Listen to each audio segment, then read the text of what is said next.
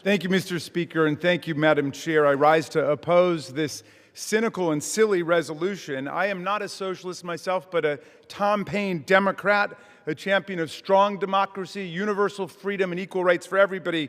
But this resolution is ridiculous. From its first paragraph, it promotes the fallacy that socialist ideology leads to social collapse. In fact, many of our strongest democratic allies on earth, including Norway, Sweden, Denmark, Iceland, and Finland, lead strong democratic socialist governments and thriving societies and economies. Yet House Republicans base their entire resolution on this falsehood and advance a false equation between democratic socialism and communist dictatorship, a preposterous assertion that contaminates the entire resolution. The resolution even tries to conscript to these ideological deceptions the words of President Thomas Jefferson and James Madison, Enlightenment liberals who lived long before socialist ideology even existed and would detest the fanatical theocratic politics of the MAGA movement and the plutocratic billionaires and plundering CEOs who are running things behind the curtains. Thomas Jefferson is quoted embarrassingly in this resolution for the proposition that to take property from one to give to another is to violate arbitrarily the first principle of association. This is a bizarre argument, not only because Thomas Jefferson died in 1826, a decade before the word socialism even existed and was in common use. It is also bizarre because Jefferson shamefully owned more than 600 enslaved people over the course of his lifetime, and whatever his many other virtues, and he had many, his entire livelihood was based on appropriating the labor of other people against their will and stealing their property that they should have had in their own bodies and in their own lives. The resolution is completely disoriented. It plainly feeds into the decades-long Republican obsession with labeling the great programmatic achievements of American democracy as socialism, including Medicare, Medicaid, Social Security, public education, public health measures, and the Affordable Care Act.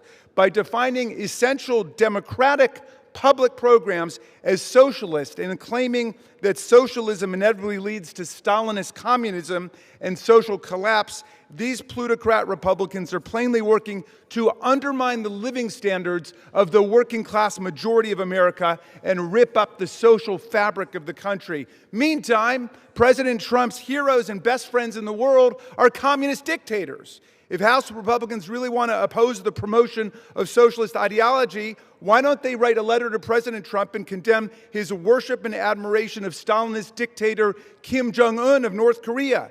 Quote, "We have a unique relationship and a very special friendship." Former KGB officer Vladimir Putin, who said that the collapse of the Soviet Union was the greatest catastrophe of the 20th century. Of him, Trump says, "Putin, very smart. Will he become my new best friend?" And what about the chief of the Chinese Communist Party, President Xi? Trump describes him as a brilliant man. He's got the look, the brain, the whole thing.